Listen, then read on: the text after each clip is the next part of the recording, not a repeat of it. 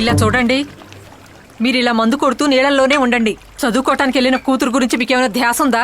మీరు ఎప్పుడైనా కాలేజీకి గానీ హాస్టల్ గానీ వెళ్ళి విచారించారా? ఇప్పుడంతా టైం బాగలేదు. నువ్వు నోరు మూసుకొని ఉంటావా? నువ్వు పోయి నీ పుట్టింట్లోకి వెళ్ళి చెప్పు. అది నా కూతురు. ఎవడి భుజం మీద ఎక్కి గోడలు దుక్కి అలవాటు మా మనసులో లేదు.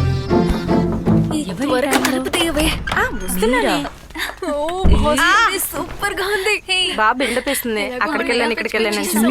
నాకెందుకు వాళ్ళిద్దరూ అరటి తోట నుండి వస్తున్నారేమో నేను అనుకుంటున్నాను. Come on, I'll show you. ఏదో బిల్డప్ కొడుతుంది. చూస్తూనే ఉన్నాం కదా. చూసారా? ఇది బాయ్స్ హాస్టల్. బాగా చూడండి. నీకు చాలా రోజుల నుంచి చూపియాలనుకున్నా. చూడు చూడు చూడు, బాగా చూడు, బాగా చూడు. అరే ఏంటిది? అరే రే, ఇడు మన జిమ్మి రాయ్ కదా, ఇంత దరిద్రుడా. మీ ఇద్దరు వెళ్ళారు. వచ్చినందుకు మీకు ఎవిడెన్స్ చాలదా? నేను మీకు ఎవిడెన్స్ ఇస్తాను. హలో మిస్టర్ విజయ్, ఇలా ప్రాబ్లం క్రియేట్ చేసి ప్రశాంతంగా నిద్రపోతున్నావా? ఆ రోజు హాస్టల్లో బాగా జరిగినా గానీ మరుసటి రోజు టింకుకి బాగా పనిపడింది. అరుపులు కేకలతో వాడిని హాస్పిటల్కి తీసుకెళ్లేటప్పుడు ఏమన్నారో తెలుసా? ఆస్తమా కోసం చేప మింగాడు అన్నారు. అది నేను కూడా నమ్మేశాను. వీళ్ళు పేరెంట్స్ ని తీసుకొచ్చి ప్రిన్సిపాల్ ని కలిసి హాస్టల్ కి రమ్మని చెప్పారు. నన్ను మోసం చేస్తారా? ఫాదర్ చెప్పింది కరెక్టే కదా. అయినా మీకు ఎవరు చెప్పారు హాస్పిటల్ పోయి గొడవ చేయమని? అది కాదు ఫాదర్, వీడు హాస్పిటల్ తీసుకెళ్తే డ్యూటీ డాక్టర్ ఏమన్నారంటే వీడి కడుపు మొత్తం మజ్జిగతో నింపమన్నారు. అందుకే ఫాదర్ వైలెంట్ అయ్యాను. ఇలా చూడు, ఆ రోజులా కాదు, ఈసారి అయినా నీకు మ్యాచ్ అయ్యేటట్టు ఒక నాన్నని తీసుకురా. అర్థమైందా? ఇలా చూడు, మాక్సిమం సెట్ అయ్యేటట్టు వెళ్ళిరా. రే, మన అజ్జు ఉన్నాడు కదా, నిజంగా వాడెవడో తెలుసా? నేను నిన్న బై ఛాన్స్ వాడు ల్యాప్టాప్ లో కొన్ని వీడియోస్ చూశాను. అప్పుడే తెలిసింది ఏమని. వాడు దుబాయ్ లో పెద్ద మోడల్ గా ఉన్నాడు. అలాగా? ఇది చూడండి. చూపించు. +2 లో నేను ఇలాగే ఉన్నా.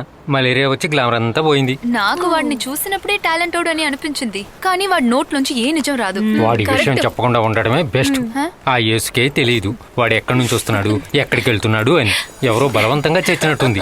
నేను నీకు చాలా సార్లు చెప్పాను ఏంటి, మిగతా వాళ్ళ పర్సనల్ విషయంలో మనం కామెంట్ చేయొద్దని. వాడు ఇంతవరకు ఎవరి విషయంలోనైనా తలదూర్చాడా? లేదు కదా. మేమేం అనలేదు సామి. మీకు తెలుసా, శ్యామ్ మనతో పాటు ఇంకా 2 ఉంటాడు ఇక్కడ. అలాగా? అదేమైంది? హాస్టల్లో ర్యాగింగ్ అంతా అయిపోయింది కదా. అది కాదు, పోయిన వారం అమ్మకి స్ట్రోక్ వచ్చింది. కొన్నిసార్లు స్వాధీనంలో లేకుండా ఉంటుంది. నాన్నొక్కడే అమ్మని చూసుకోలేకపోతున్నాడు. ఓ బైక్ ఉంటే ఇక్కడికి రావడానికి 45 మినిట్స్ సరిపోతుంది. నిన్ననే మేమందరం మాట్లాడుకున్నాం, మీ అమ్మని చూడాలని. వచ్చేళ్ళకి తప్పకుండా వస్తాం. అయ్యయ్యో, ఎందుకంటే అలా చేయొద్దు. ఎందుకు? అమ్మాయి ఎవరు నన్ను కొత్త వాళ్ళని చూస్తే ఏడ్ చేస్తారు. అది పెద్ద ప్రాబ్లం అయిపోతుంది. ఇంతకు ముందు అలా జరిగింది. సరే అయితే మేము బయలుదేరుతాం. మండే కలుద్దాం. Bye bye. ఎలక్షన్ టైంలో పార్టీకి మనకి మధ్య చిన్న ప్రాబ్లం. అందుకనే పర్మిషన్ కి లేట్ అవుతుంది. అందుకు మన బిల్డింగ్ అప్రూవల్ విషయంలో చివరిగా తీర్మానించేది సిడిపిఏనే కదా, మంత్రిసభ కాదు కదా. అది కాదు, ఈ హోమ్ మినిస్టర్ రామకృష్ణ రేపు వాళ్ళ పార్టీ మీటింగ్ అని టౌన్కి వస్తున్నారు. రేపు ఈ విషయం గురించి అతనితో మాట్లాడినా? అదెలా, నేరుగా వెళ్ళి మాట్లాడతారా? లేదు సార్, అతనికి చాలా క్లోజ్ అయిన మనిషి నాకు బాగా తెలుసు.